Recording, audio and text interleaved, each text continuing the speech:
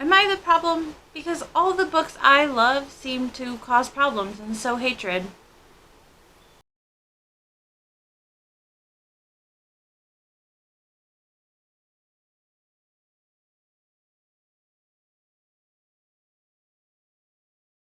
Hey guys, so it is that time of year again, and as I do every year, I make a list of books from banned book lists or, off list books that have been banned throughout the years, and I sit down and I read them, and you know what? Hey, I find that I like them. So I decided to take a closer look at the books that I love, and wouldn't you know it, my top 4, yes, I said 4, book series that I love, like my all-time favorite, I couldn't quite decide on a 5th. Like, when I sat down and I looked at it, like, I didn't have a top 5. Like, all-time favorite book series I have read over and over and over again that fit the criteria for all-time favorite book series. I only came up with 4. I mean, I have book series that I love, but none that quite fit the standards of these 4. So I have 4. But those 4 have all caused waves and been banned or challenged. So let's start with the obvious. My number 1 favorite book series, Harry Potter. Obviously, this book has been banned or challenged since it came out in the 90s over and over again. For ridiculous reasons. The main reasons being it promotes witchcraft, it sets bad examples, and it's too dark. It's a book about witchcraft. Not witchcraft. It's a book about magic, witches and wizards, and good defeating evil. Lord of the Rings and Narnia is dark and has magic too. I don't know what to tell you.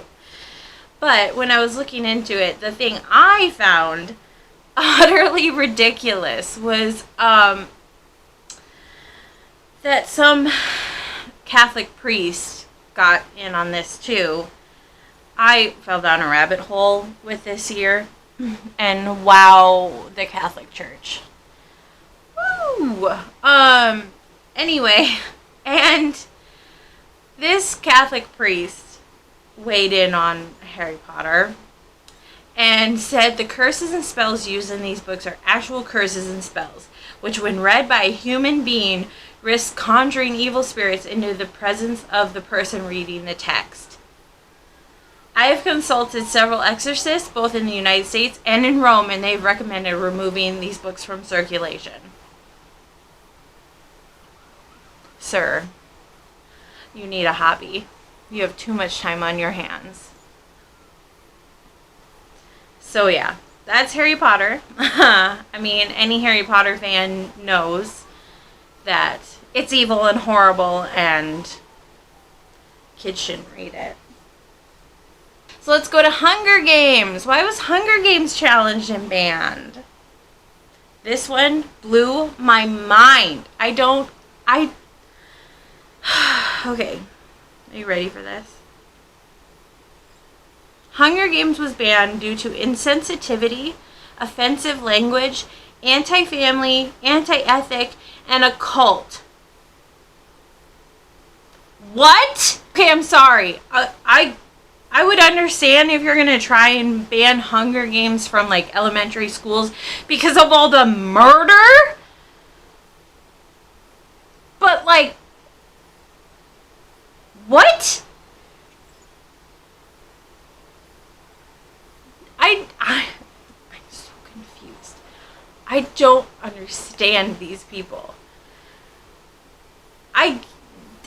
You'll find throughout the next few days that yes, there are books that shouldn't be in certain places for good reasons, but none of them are going to be for the reasons they should be, according to these people that want to challenge these books. I don't understand. Band Book Week just, it gets me so fired up, but it also makes me laugh. I don't know. Alright, let's move on to his Dark Materials. The Golden Compass by Philip Pullman.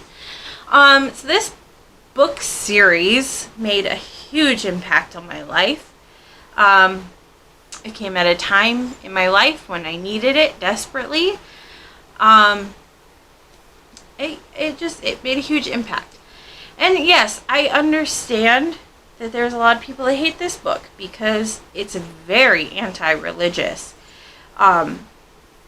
Philip Pullman is not a Christian. He's very vocal about it. He has stated that he wrote this book to, like, upset the Catholic Church. Okay? I mean, that was his intent. He wrote an amazing fantasy series based off that one concept. And, I mean, if you don't know that going in, like I did when I was 17, did not know that going in, you would have no idea, and you would just love this incredible fantasy series. Like, I didn't find this out till way later. But anyway, so his Dark Materials has been banned and challenged so many times throughout the years for a political viewpoint, religious viewpoint, and violence. And yes, there is some violence in the series, but way less than Hunger Games, I can tell you that. But Philip Pullman, not God bless his wonderful soul, he responds to people criticizing him and his writing in such beautiful ways. And I copied some of his quotes because I love the way he claps back. So he said, I don't profess any religion. I don't think it's possible that there is a God. I have the greatest difficulty in understanding what is meant by the word spiritual or spirituality. But I think I can say something about moral education, and I think it has something to do with the way we understand stories. And I love that, because if you take religion out of things, which I think we need a little more of, you can just enjoy something in its purest form. And I think we need so much more of that. He also said, in my view, belief in God seems to be a very good excuse on the part of those who claim to believe for doing many wicked things that they wouldn't feel justified in doing without such a belief. Oh! Yes. There are so many people that justify the horrific things they do because God willed it. God willed it. So it's okay. I cannot stand those people. Yeah. It's okay to kick my gay child out of the house and condemn them because the Bible said that it's wrong. God doesn't allow that. Oh, yes. He also said, whatever I told you would have little importance compared to what the story itself is telling you. Attend to that, and I don't matter at all. Love it. We spent a lot of time on Philip Pullman. Anyways, last series, Lemony Snicket. I did not expect this, but then I also kind of did. This series, I mean, it has been a huge part of my life for so long. And it only had one hit. But it was challenged in Decatur, I think that's how you say it, Georgia. This is just like, the hypocrisy of this. So it was challenged in Decatur, Georgia because of the first book, because it's mentioned that a Count Olaf is like a distant cousin of the Baudelaires, and then he tries to like marry Violet when she's 14 for the inheritance. So it was challenged by some school for like child, like marrying a child and incest. You want to know what Decatur, Georgia, well, Georgia as a whole is known for? Child brides. So that was kind of interesting to find out. Like, that's a huge thing in Georgia, is child brides.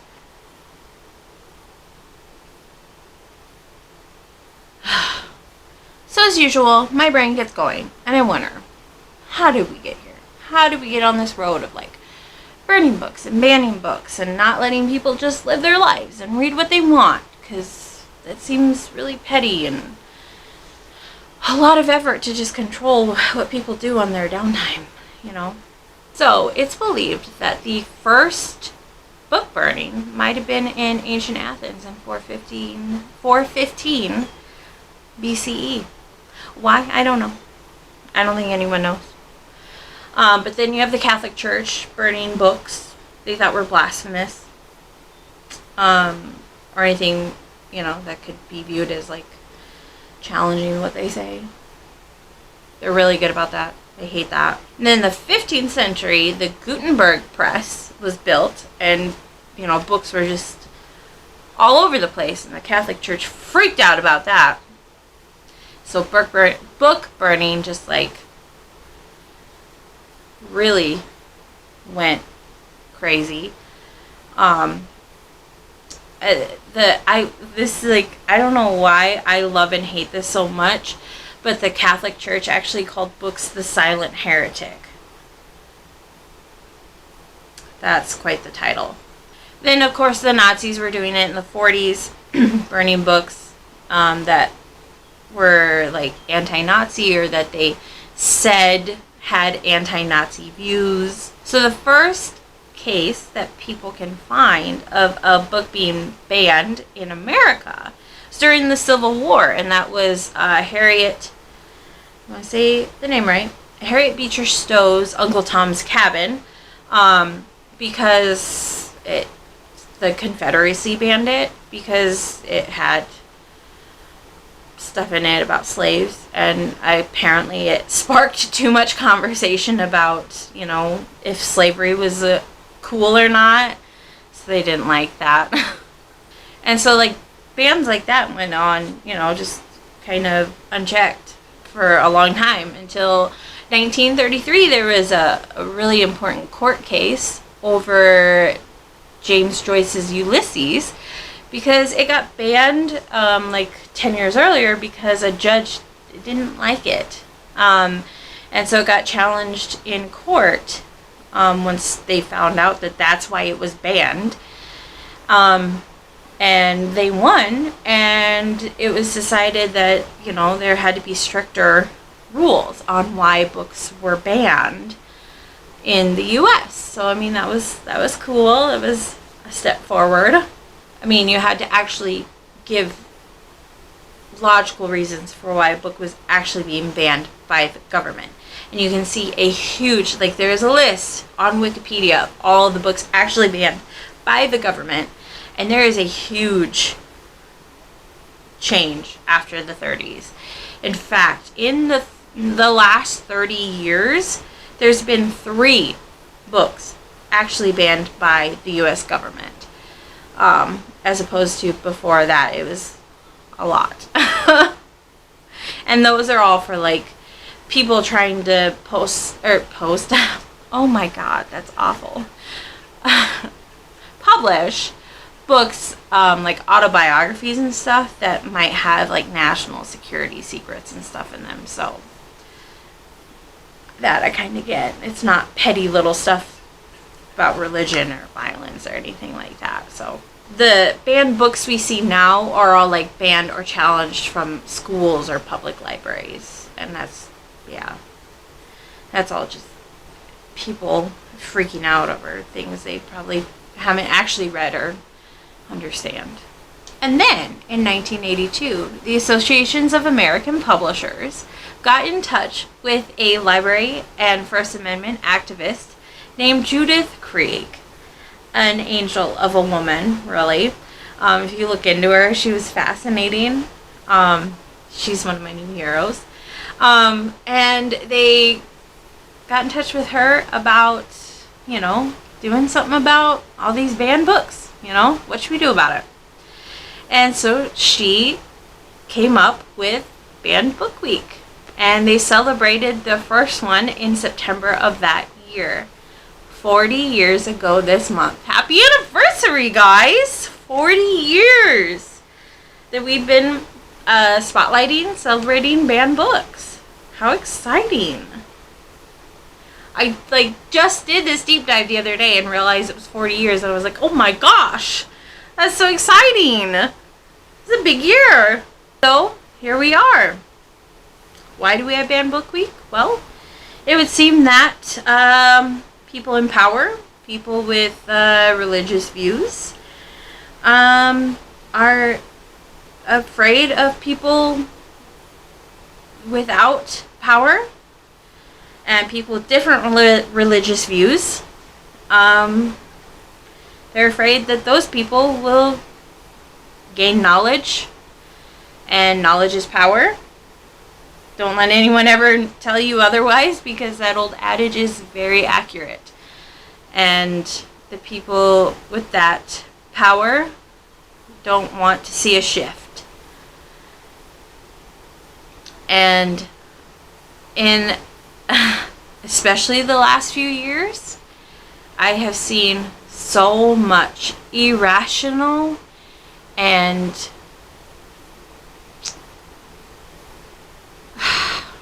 childlike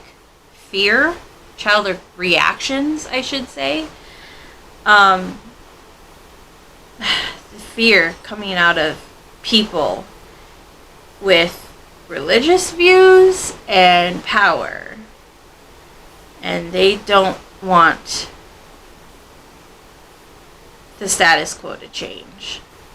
But it needs to. Read your books, man. You need to gain that knowledge that they don't want you to. People in power will do anything to keep that power. So keep reading. Keep loving what you love. And let's celebrate Banned Book Week. 40 years, guys. Alright, I'm going to take you through some interesting books this week. So keep watching.